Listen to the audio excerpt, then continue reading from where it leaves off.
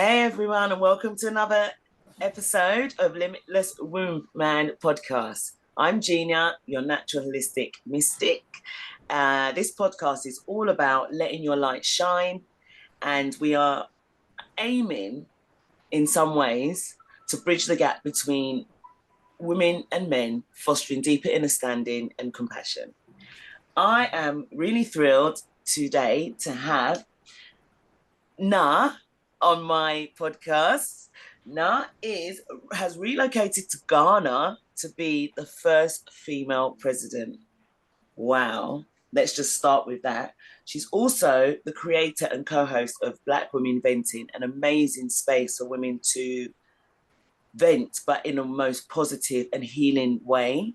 And has now gone on to create Black Men Venting too, which is a really beautiful space for men to do the same.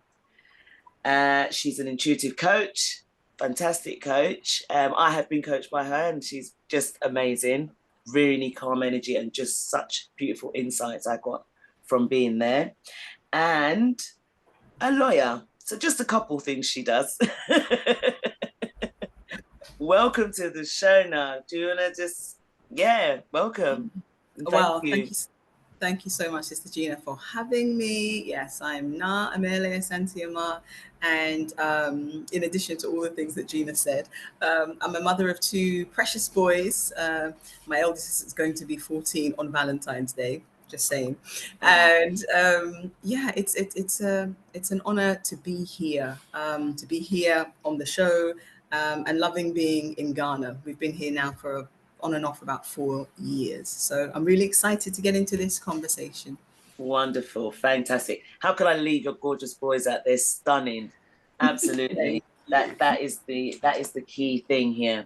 So as I was explaining, I really have I really want to change the narrative around men and women. There's a lot of stuff on social media that it's like war of the sexes. There's a lot of stuff on social media that would have you think Black men don't like Black women. There's all this, there's all these negative things. But my experience has been to know many men and women that get on very well, many men and women in really successful relationships. I don't think it's the norm. I just think it's good clickbait for social media to go with the negative and to feed off the pain. So I'm going to just ask you a few questions that we can elaborate on or go further with on. One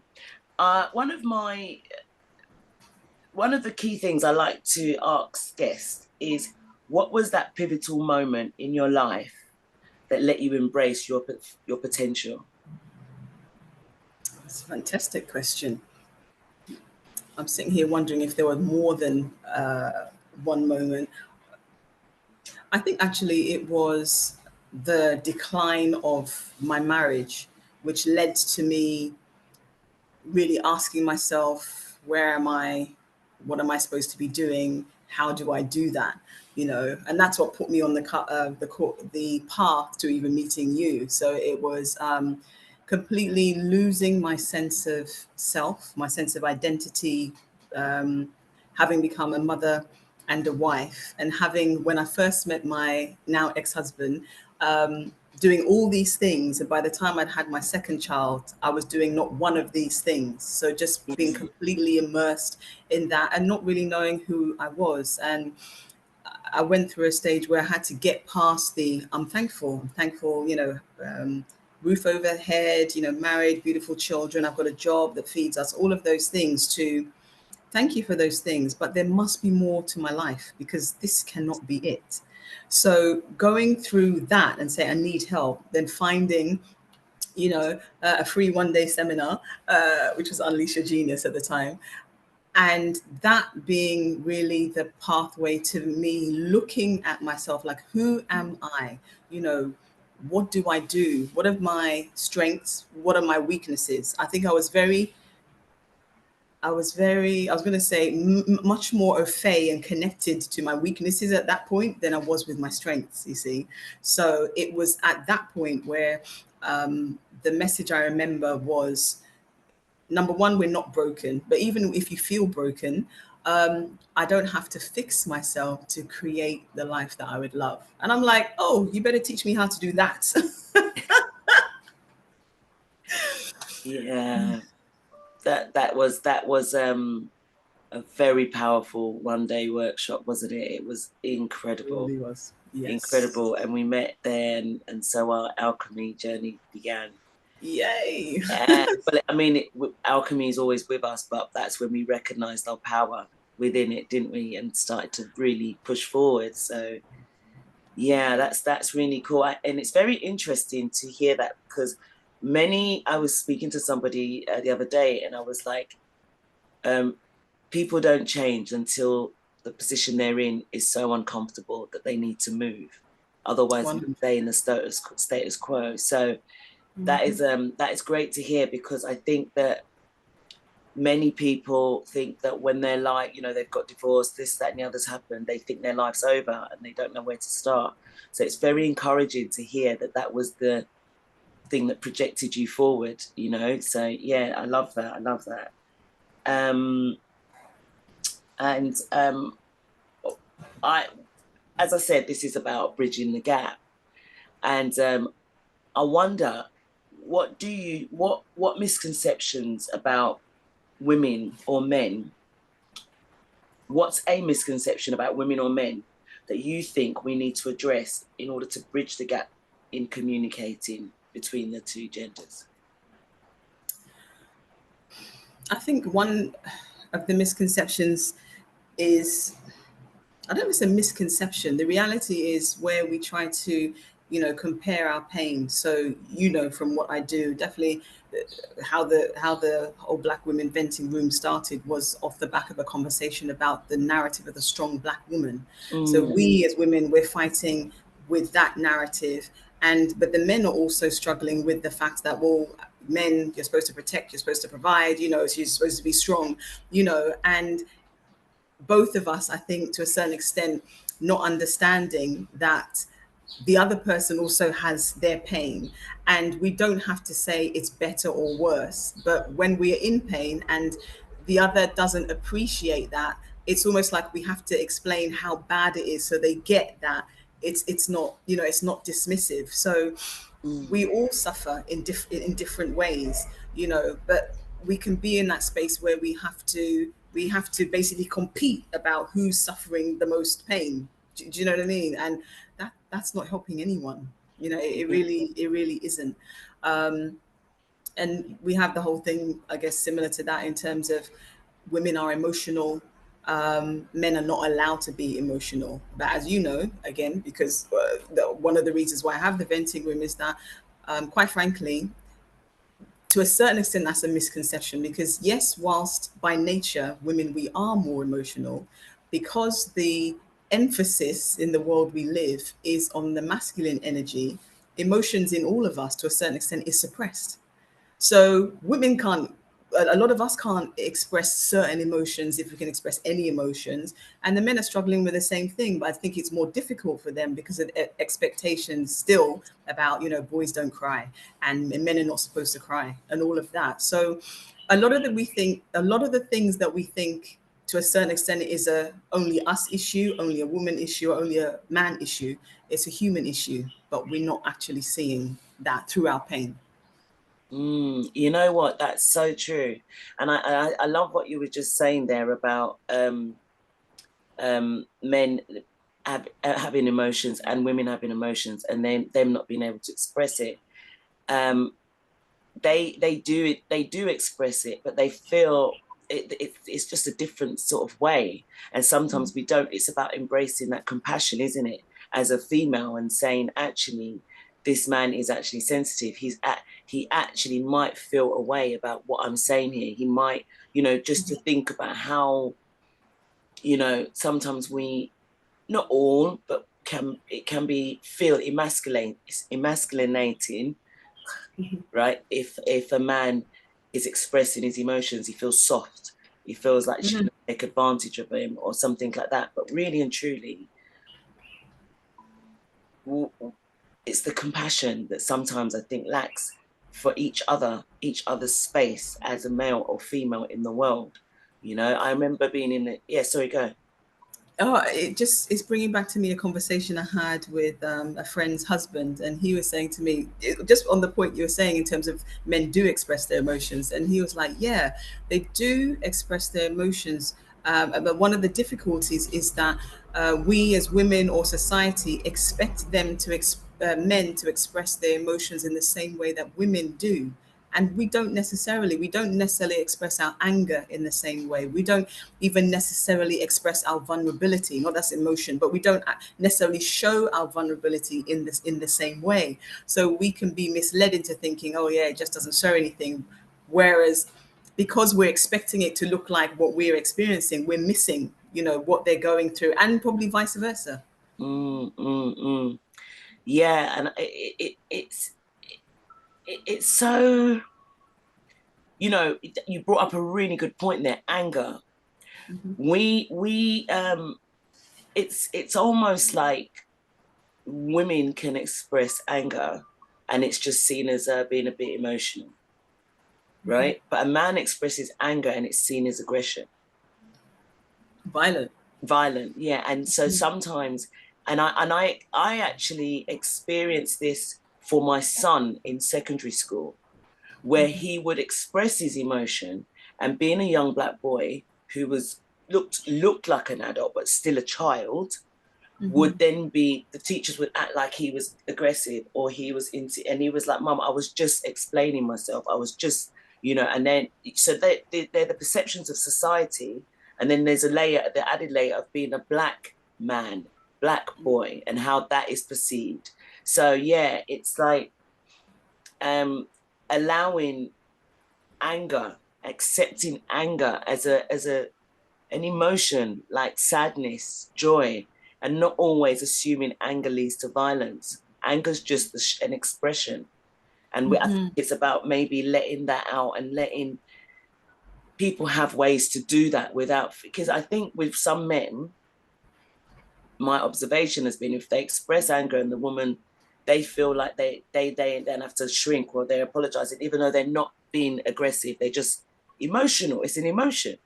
So I think what you're saying is so powerful in terms of understanding that we just have different ways of expressing certain things. So I love that. I love that. That's really important. So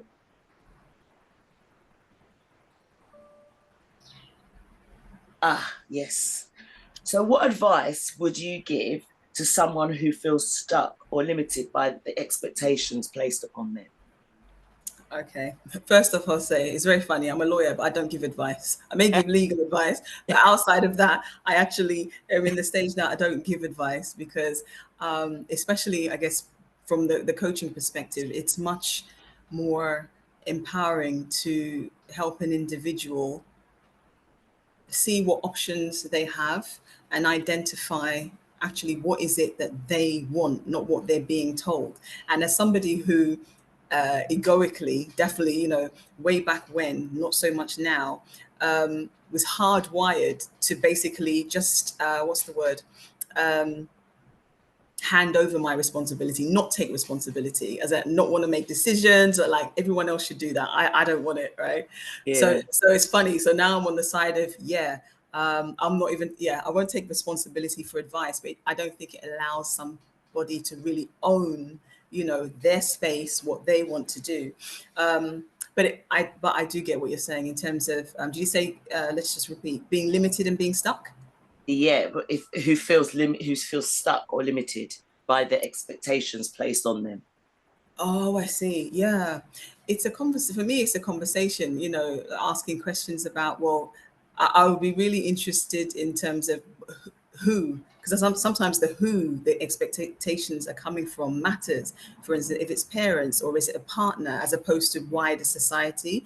And I'd be interested in looking at why do we feel beholden to honor those expectations of those people? Do you understand? What is it that we're thinking, oh, but they're saying, I've got to do this. And if I don't do this, then what? Like, what are we afraid of if we don't do, that thing? So it's almost like encouraging them to have a conversation with themselves, like find out what really is the fear, the anxiety, the concern, and to what extent are they doing anything about it? Are they speaking about it? If they don't want to speak about it, are they writing about it, like, journaling?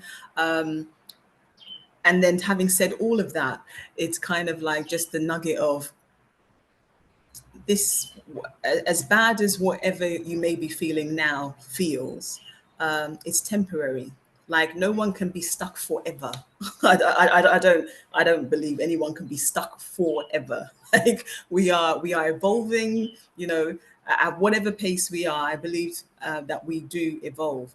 But those questions, I think for me, it's like when someone gets an idea and they think, oh, I hadn't thought about that, it can lead them down such a path that they never thought existed. They're just thinking, oh, actually, why am I worried about this thing again?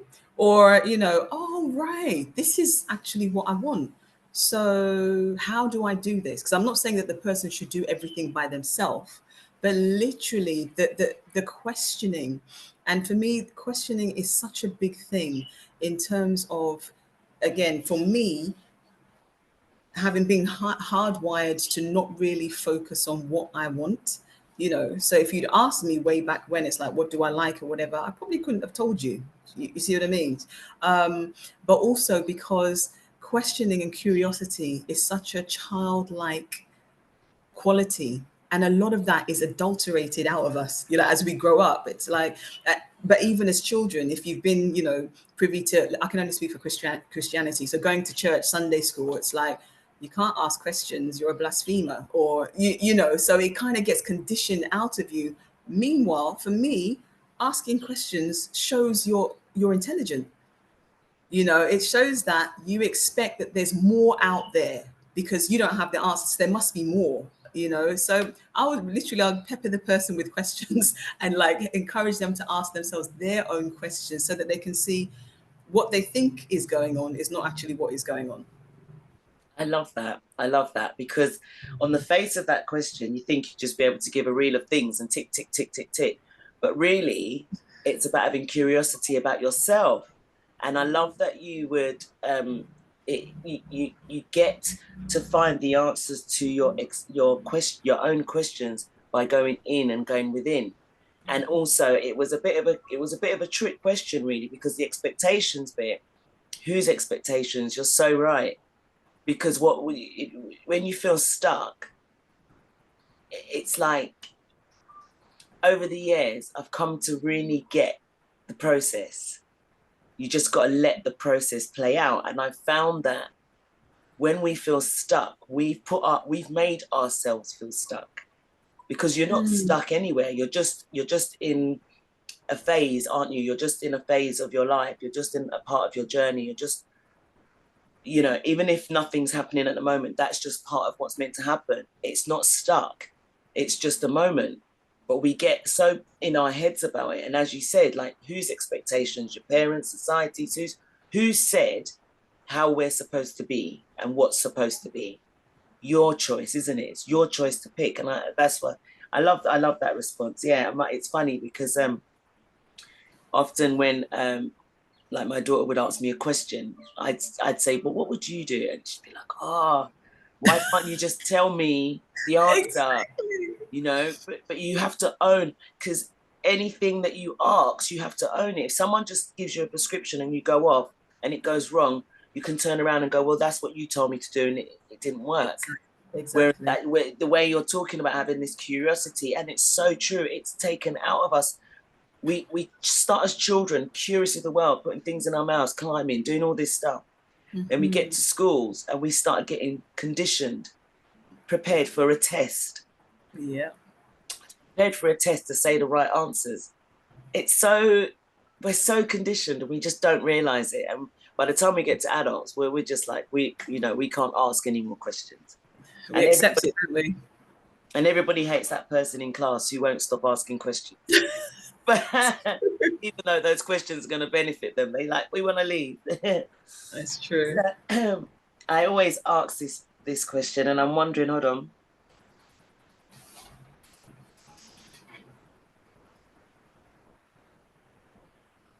Oh, yes, actually, I'm going to ask you this. But bearing in mind that you're going for the presidency of Ghana, you're doing all and you know, the venting rooms and your children and everything like that. How do you stay true to your authentic self while navigating the challenges of this world? I stay surrounded by people who have my best interest at heart, are open-minded, will check me in love. What I mean by that is if they think that I'm doing something that's nonsense, they will tell me. It's like, what are you doing? you know, or ask me questions like, why did you do that? And I am super fortunate when I think of the people I'm surrounded by, to have the kind of conversations that I can have. You know, I think of one friend who I always tell her, like, her capacity for deep feeling. You know, she's one of, if not the only, one of the only friends that I can, like, we'll have like disagreements about everything, blah, blah, blah. And then we'll just talk it through, and then we'll get like a nugget, some insight from that thing. And I always tell her, I cannot do this with everybody. You know, somebody would go and, I don't know, summon a family meeting or something, to get in the middle of that. So yeah, my circle is very important in terms of helping me stay grounded.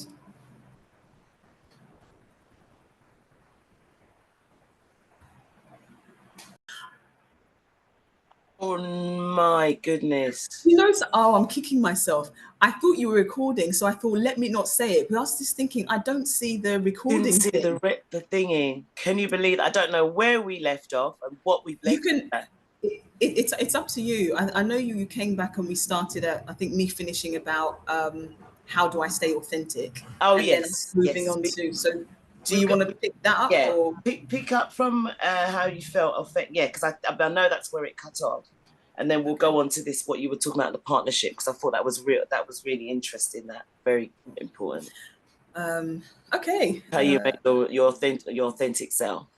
Yeah, that's a great question. A number of things, I would say. So the people I surround myself with, from family. So I have family who do that, friends, and oh, friends and other people. Let me put it that way. But these are people who, they have my best interests at heart. They are open-minded, like that's key. They have to be. I can't deal with people who are too narrowly focused. Mm. um, they are people who can tell me the truth even when it may seem confrontational, you know, provocative or whatever.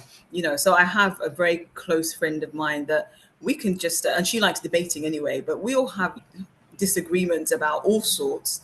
um, and then we will come and we will talk through them. And I say to her often that she's one of the very few people I can do with that, because some people, once you've had an argument, oh, that's it, the friendship's over or whatever. And it's like, no, this is gold dust, the fact that we can do that, because coming through that process, we learn so much about each other, and me about myself. So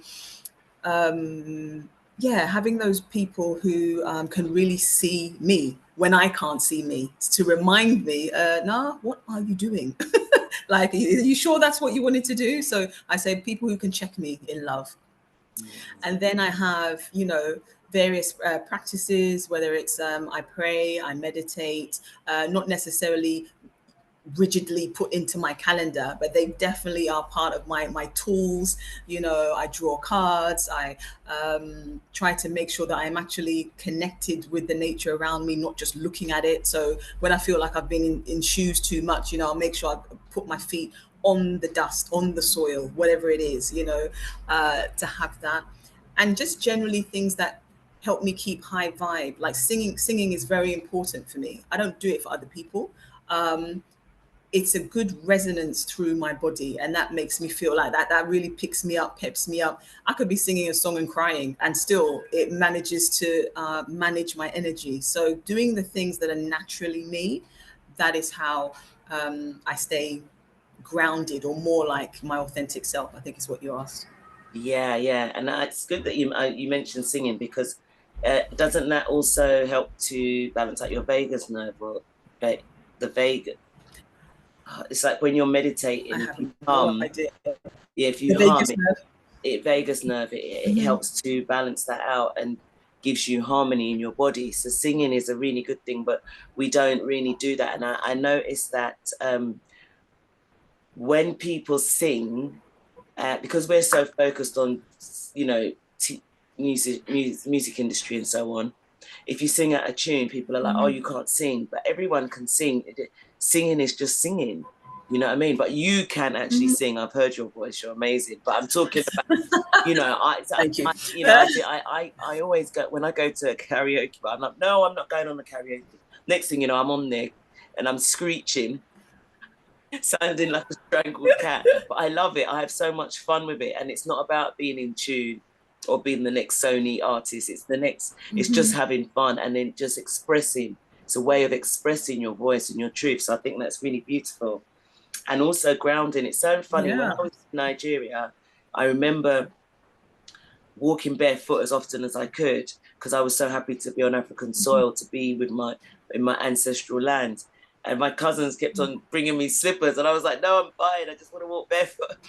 But the Western world, we wear shoes all day. Our floors are lined. It's so cold. Most people don't walk on the ground. So it's like the Western world is imposing that on the rest of the world, and we sometimes in Africa can forget that we are there with everything, and it's just the most beautiful. When I was in Nigeria, I had the most amazing uploads and the most powerful meditations, and there was just so much stuff was going on for me, and it was just the energy of being there, and it felt like I was walking with. We always walk with our ancestors, but I felt the real power of their energy. It's beautiful. Absolutely, and especially the thing with our feet is Mm, that, and being here more so in nature, what have you. mm, It's because we're very sensory. We forget that we're sensory beings, so we mm, need to feel things. So when people talk about practices like reflexology, where you're massaging or using mm, pressure points, on the feet, well, we wouldn't, my humble opinion, we wouldn't necessarily need so much of that if we didn't spend most of our days with our feet covered up. Because usually when you walk on stones, boulders, whatever it is, they are pressing the different pressure points in our feet, so they will be. But once they're, we're cut off, we're disconnected, mm. in so many ways that we don't realize. Yeah, I'm really, really passionately into grounding, and I've studied so much about it, and there's so many health benefits from grounding that people don't realize. And we sit here in the Western world, we work with electricity everywhere, phones, this, that, and the other. We are so detached from nature. And if we just connected more, we'd be surprised. And anytime I have a problem, I go for a walk, and being by water. And that, so I went on to ask you, were you going to say something then? No, it says Oh, yeah. beautiful. What you Yeah. just said is beautiful. Yeah. Yeah. We went on to talk about, I asked you about, what lessons you could take from your past relationship where you got divorced into your new relationship. And then you went on to explain what you did. So I'll let you go. Yeah, so I would say that entering the two different relationships, which I call partnership, and I really do feel that this is a partnership, is that I was at different stages of my life. And when I entered the first one, I would say my goal was to enter a relationship then, and get married at some point. It wasn't like I was looking for a husband, but it was like to enter a meaningful relationship that did, transpire into us getting married.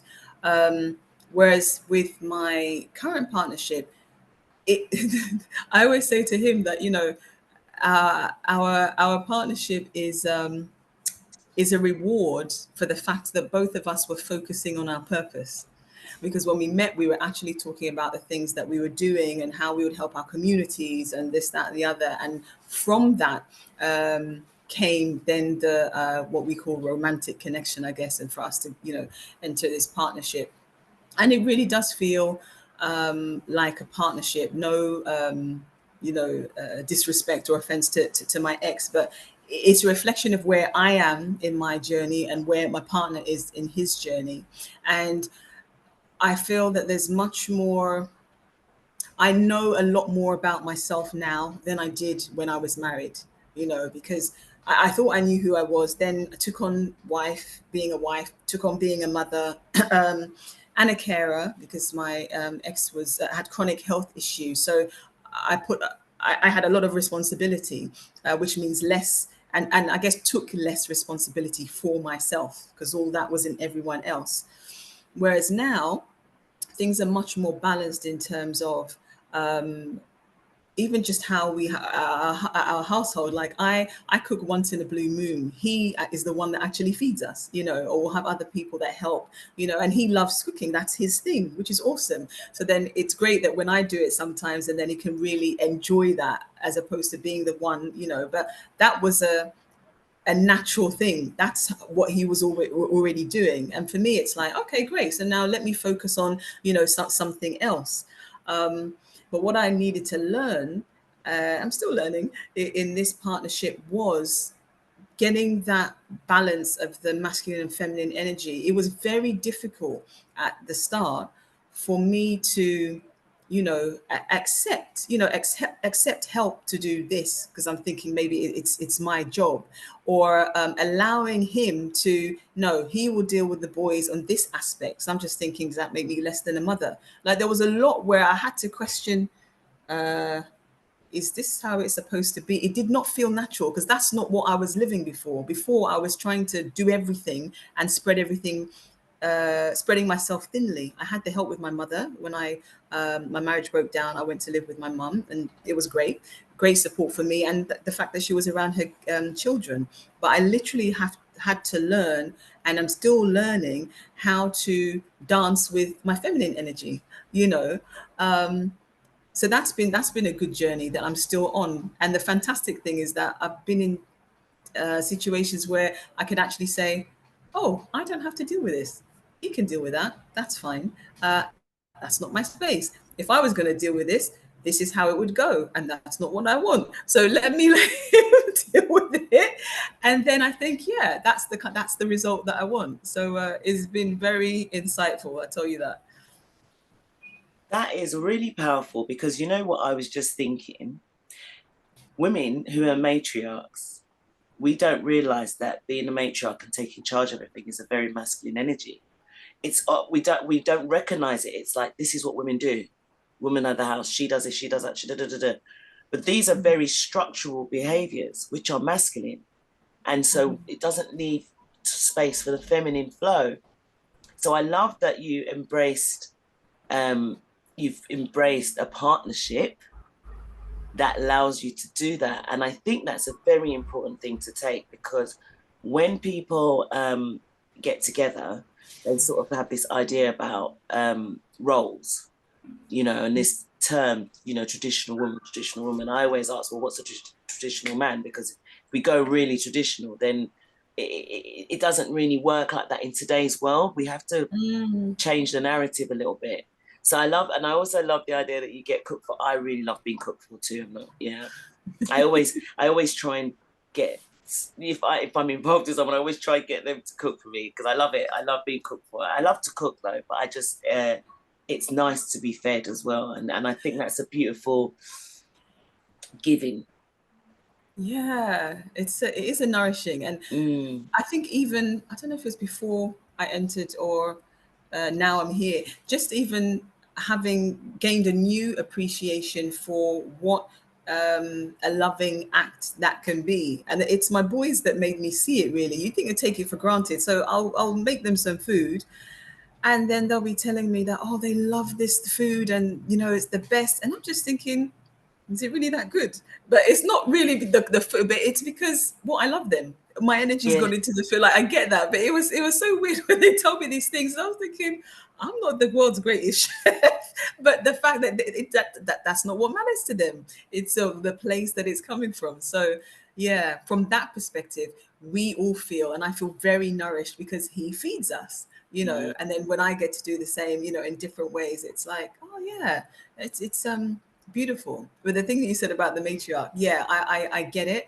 And I think the other thing is, we tend to, not everybody, but we tend to talk about our masculine energy, especially if we say too masculine as a negative thing. Too much of anything is not good. Get that. But it's really having also that appreciation for how to use our masculine energy, because we all have it and we all need it. Otherwise, we would not get anything done, And so it's like, okay, the some of the really great moments have been when I realize it's like, I don't have to do this. I just have to ensure it gets done. Awesome. Delegation. Yeah. Sorted. Love that. Love that. I love it. It's funny because in my household, I've got my daughter and my son, and whenever we're all three here, he tends to cook a lot. And me and my daughter just sit here like all excited waiting for dinner because he's such a good cook. We're like, oh, is he cooking? Yes. I just, and it's so nice. Like Christmas last year, I was like, I'm not cooking. And I just did big breakfast. And my son went out and did all the shopping and did us really lovely, lovely, lovely dinner. And it is nourishment. It's love. It's giving love, when someone feeds you and they take time to prepare you a nice meal. It's a way of giving love. And I love to prepare food for my workshops and things like that. And the last workshop I had, one of the ladies were like, oh, wow, did you prepare the food yourself? And I was like, yeah, just made some food. And they were like, they felt it, like what you did. I didn't think anything of it, right? I like to nourish people. It's giving love. But she was like, what a lovely touch. She really felt taken care of. And I just thought, that nice, So yeah, nourishment, we don't underestimate that, whether it's just a cheese sandwich or, a big grand meal, it doesn't matter. It's the heart that's gone into it. Absolutely. So I'm just thinking now, what to do. Oh, shall I? Okay, no, yeah, I'm gonna ask you now. What's your favorite or most inspiring quote? Oh, okay. I don't know where this one comes from. I do love it. It's one of the things I think helps me stay grounded when maybe I think I should be somewhere where I'm not. If you are being made to wait, trust that you are being prepared to receive more than you asked for. Oh. If you're being made to wait, trust that you're being prepared to receive more than you asked for. I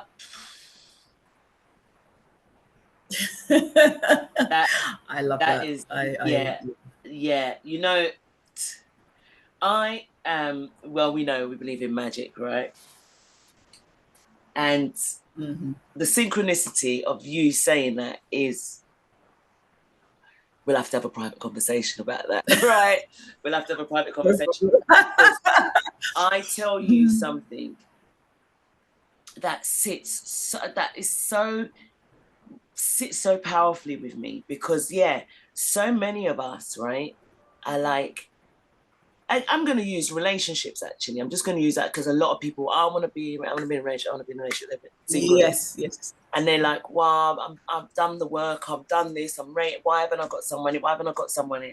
And if I said that to somebody who was feeling like that, it's just so powerful. It's like, trust the process.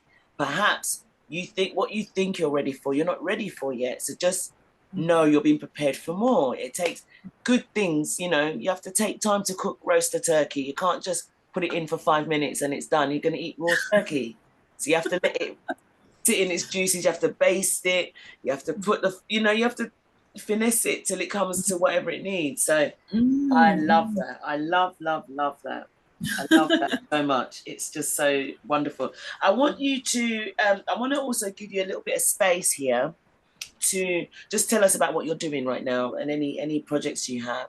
I will For all the listeners, I will put Na's contact details in the comments so you'll know where to contact her on Facebook, Instagram, and all of her socials. But I would like for you to talk about anything you're doing right now, any projects that are passion for you. Okay. So in terms of passion projects, especially here in Ghana, we have I'm a founder of a nonprofit here in Ghana called Power to Our Mothers Foundation Africa.